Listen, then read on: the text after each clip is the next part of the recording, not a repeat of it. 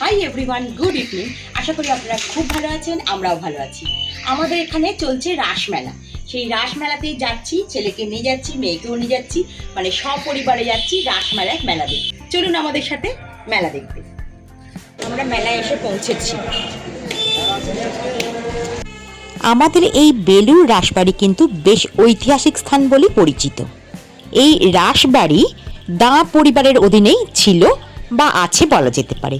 গঙ্গা তীরবর্তী বিশাল অঞ্চল জুড়ে এই রাস মেলাটা বসে থাকে। বেলুড় মঠের খুব কাছেই এই রাসবাড়িটি অবস্থিত। স্বামী বিবেকানন্দ প্রথম এই রাস মেলার আয়োজন করে থাকেন। আমরা ছোটবেলায় দেখেছি এই রাসমেলা 1 মাস ধরে চলত, কিন্তু সময়ের পরিবর্তনে এই রাসমেলা এখন 10 থেকে 12 দিনের মাথায় উঠে যায়। আর এই রাসমেলা কিন্তু আগের রাসমেলার থেকে অনেক পরিবর্তন ঘটেছে। আগে রাসমেলায় বিশাল নাগরদোলা আসতো, অনেক রকম দোলনা আসতো, কিন্তু এখন সেগুলো প্রায় দেখাই যায় না। হয়তো মেলার অনেক কিছু পরিবর্তন ঘটেছে, কিন্তু আমাদের এই মেলার মধ্যে একটা অন্যরকম আবেগ কাজ করে।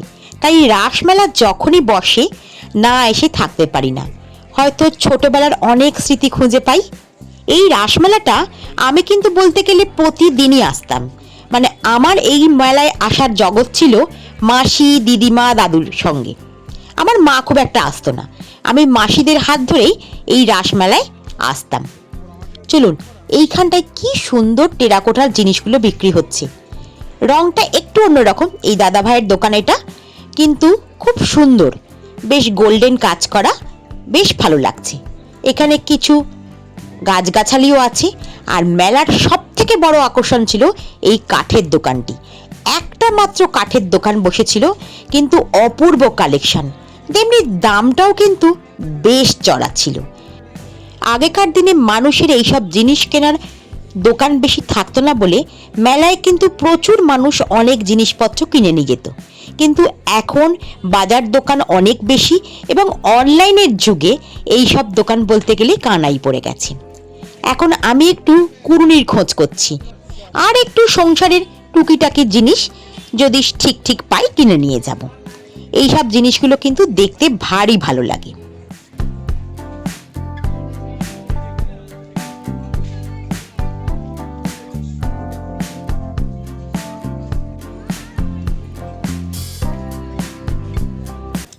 মেলায় আজকে যেমন ভিড়, তেমনি দোকানপাটগুলো কিন্তু দারুণ জিনিস সাজিয়েছে। প্রচুর কাপ ডিশের দোকান এসেছে এবং কাপগুলো কিন্তু বেশ সুন্দর দেখতে। এই হলুদ কাপটা দেখুন, কি দুর্দান্ত নকশাটা। এগুলো 40 টাকা করে বলছিল। মেলায় জিনিস দেখতে শুরু করলে মনে হয় সব জিনিসই আমার দরকার। যখন ভাবি এত জিনিস তো আমি কিনতে পারবো না, বেছে বুঝে কিনতে হবে, তখন মেলা ঘুরে বাড়ি চলে আসি।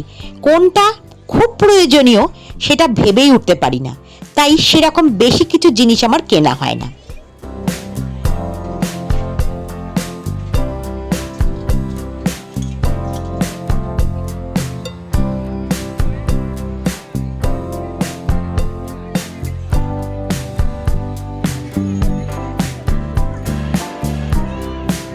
আরও একটা কাপের দোকানে এসে হাজির হয়েছি। এই কাপগুলো দেখুন, কি অপূর্ব দেখতে। এগুলো কিন্তু 50 টাকা করে বলেছে আমায়। এবারে এই দোকানগুলো অনেকগুলো বসেছে, আর 10টা তো পুরো মেলা জুড়ে হবেই। মানে যেখানে কুড়ুনি পাওয়া যায়, সাঁড়াশি, খুন্তি, স্টিলের জিনিস, লোহার জিনিস, সেই সব দোকানগুলো, মানে কাটারি, কাস্তে, সেই দোকানগুলোর কথা বলছি। আর কাপ ডিশের দোকানও কিন্তু 5-6টা বসেছে এবং প্রত্যেকেই এক এক রকম জিনিস নিয়ে এসেছে। দামগুলো এক একটা দোকানে এক এক রকম। কাপের ডিজাইন বলতে পারেন একই রকম, রঙগুলো শুধু একটু আলাদা। জিনিসগুলো ভালো কি মন্দ তা বলতে পারবো না।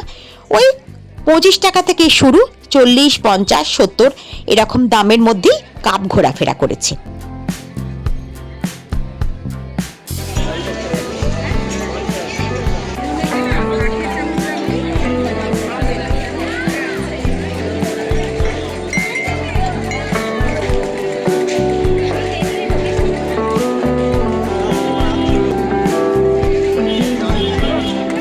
মেলায় প্রতি বছরই পিঠে পার্বণের একটা দোকান হয়, সেরকম এবারেও হয়েছে। দামগুলো একদম সাধারণ। জিনিসগুলো কেমন আমি খাইনি, বলতে পারবো না।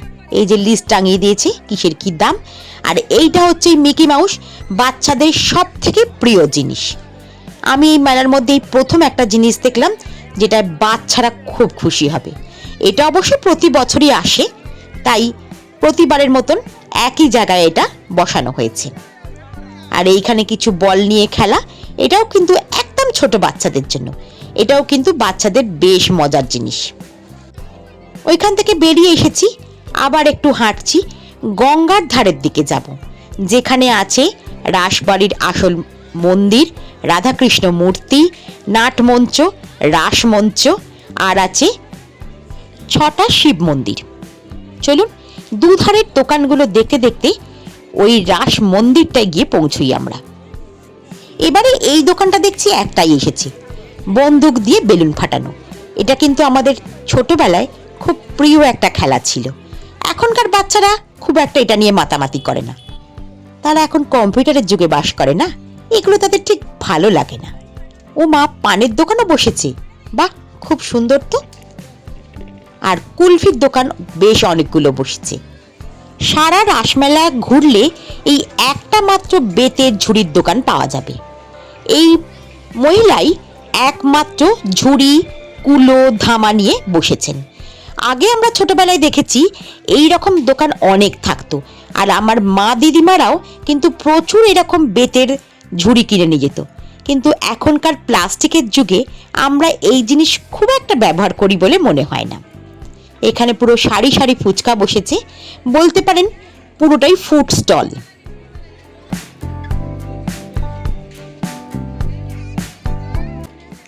গরম গরম নিরামিষ চপ ভাজছে, ব্যাস দাঁড়িয়ে পড়লাম। আমরা তো মেলায় খেতে এসেছি, কিছু কিনতে আসিনি। খাবো, ঘুরবো, বাড়ি চলে যাব। দাদা কি কি চপ আছে? কি কি চপ আছে? এখানে আলুর চপ, ডাল বড়া, বেগুনি, আলু বম, টমেটোর চপ, মুড়ি। আচ্ছা, কি নেবে? আলুর চপ, আলুর চপ, ডাল বড়া, ফুলুরি।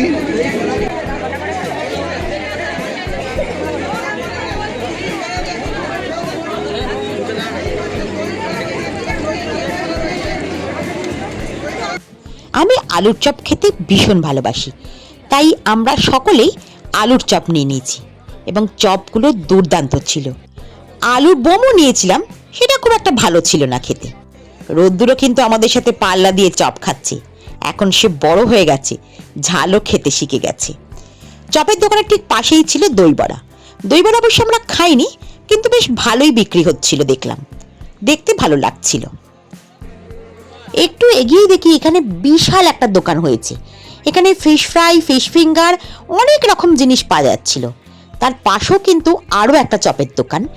এরপরে সব জিলিপির দোকান, অনেকগুলো জিলিপির দোকান বসেছিল এবারে মেলায়।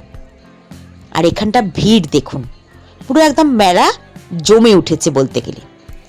এইখান দিয়ে সোজা একটা গেট পড়ে, সেখান দিয়ে আমরা ঢুকে যাব রাসবাড়ির ভেতরে।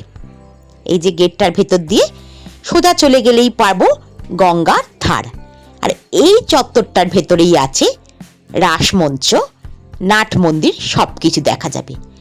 দুর্দান্ত লাইট দিয়ে সাজিয়েছে মন্দিরটা, বেশ সুন্দর লাগছে। এটা কিন্তু রাসমেলা উপলক্ষেই সাজানো হয়েছে এই মন্দিরটাকে।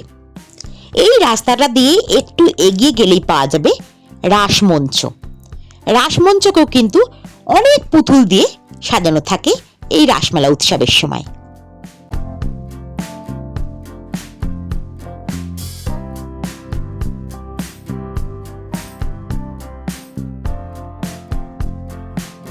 এখানে অষ্টসখীর সাথে রাধাকৃষ্ণ মূর্তিটাকে খুব সুন্দর করে সাজানো আছে, ভীষণ সুন্দর লাগছে।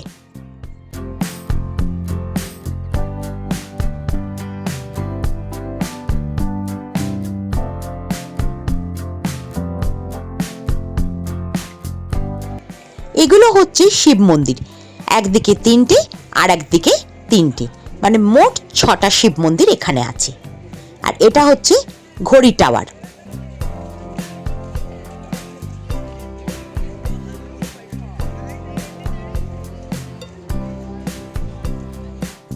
এইটার ঠিক আরেক দিকে রয়েছে নাট মন্দির, সেখানেও কিন্তু রাধাকৃষ্ণের মূর্তি আছে। এই হচ্ছে নাট মন্দির, তার মধ্যে রাধাকৃষ্ণের মূর্তিটা ঠিক এরকম ভাবে সাজানো। আমরা এবার ঠিক গঙ্গার ধারের মাঠটা এসে পৌঁছেছি। এই মাঠটায় কিন্তু আমরা ছোটবেলায় দেখেছি জমজমাট মেলা বসতো।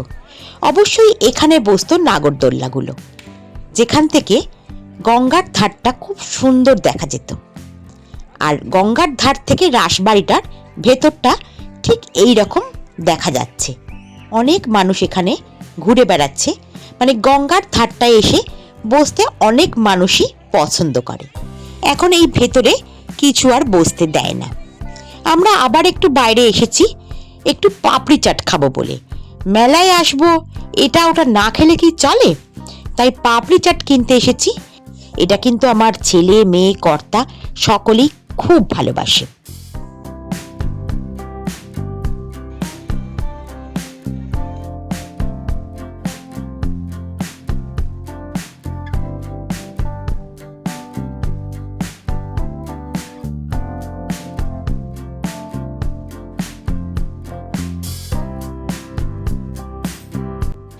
পাপড়ি চাট খেয়েই এখন দেখছি কোথা থেকে জিলিপি কেনা যাবে। জিলিপি তো মেলায় এসে খাবো না, এটা কখনোই হতে পারে না। আজকে বাদাম ভাজা খাবো না, কিন্তু জিলিপি খাবই। কিন্তু জিলিপিগুলো সবই যেন রং দেওয়া। তা কি হয়েছে, এই জিলিপিই খাবো বা বাড়ি নিয়ে যাব। অনেকগুলো জিলিপির দোকান বসেছে। মেলা মানেই যেন মনে হয় জিলিপির প্যাঁচ। জিলিপির দোকান ছাড়া কোনো মেলা কিন্তু সম্পন্নই নয়।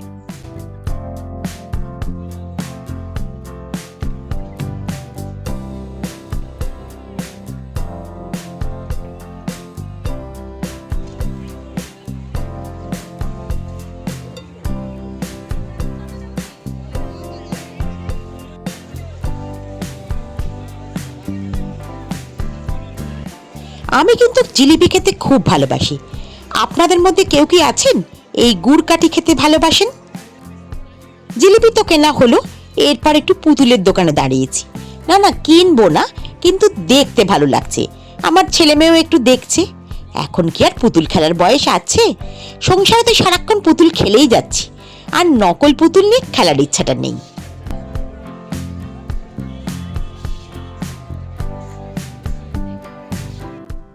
এখানে একটু কালো পাথরের বাটি, ঘটি, শিব এইসব পাওয়া যাচ্ছে। কিন্তু এগুলো নাকি সবাই বলে এখন আসল পাথর নয়, কিছু একটা গুঁড়োর সাথে মিশিয়ে এটা বানানো হয়। সে যাই হোক, পাথরই আমি বললাম। অনেকে এটা পুজো আর্চার জন্য কিনে থাকেন। আর এখানটা পাওয়া যাচ্ছে মিনি পুতুল। এগুলো মনে হয় ঘর সাজানোর জন্য। দেখতে কিন্তু ভারী সুন্দর লাগছে। সারা মেলা জুড়ে একটা কাঁচের চুড়ির দোকান বসেছে। আগে ছোটবেলায় কাঁচের চুড়ি না কিনে কিন্তু বাড়ি যেতাম না। আর এখন সবটাই স্বপ্ন। এখন কাঁচের চুড়ি পরতেই ভালো লাগে না, কেনা তো দূরের কথা। কিন্তু দোকানটা বেশ বড়। প্রতি বছরই আমি মেলায় আসি। অনেক বছর তো এই কাঁচের চুড়ির দোকান দেখতেই পাইনি। এবছর কিন্তু কাঁচের চুড়ির দোকানটা দেখে বেশ ভালো লাগলো।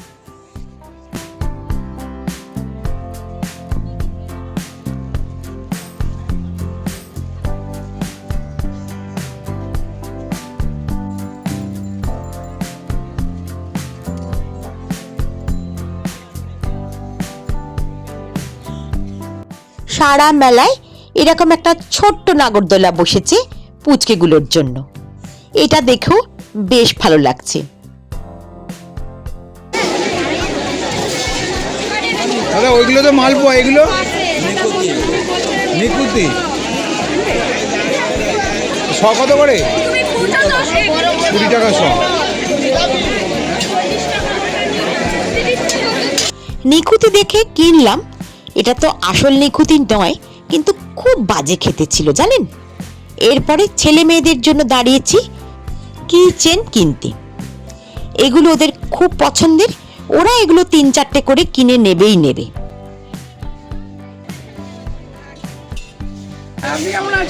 বিন্দাস।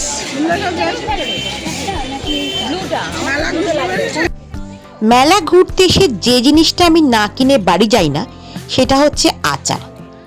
ওই আমের টক আচার বা লঙ্কার আচার, এটা আমি কোনো মেলায় গিয়ে কিনবো না, এটা হতেই পারে না। এবছর মেলায় একটাই আচারের দোকান বসেছে, আর আমি সেখানেই দাঁড়িয়ে পড়েছি আচার কিনতে। আমার আর আমার মেয়ের কিন্তু অনেক রকম টক ঝাল আচার খুব পছন্দের, সেটাই আগে কিনবো, তারপরে বাড়ি যাব। এই দোকানটায় কিন্তু মিষ্টি আচারও পাওয়া যাচ্ছিল, এমনকি জলপাইয়ের আচার, আমলকির আচার, কুলের আচার, আমের আচার এবং অনেক রকম পাঁপড় আর বড়ি পাওয়া যাচ্ছিল। মুখ শুদ্ধির জন্য হজমি গুলিও পাওয়া যাচ্ছিল।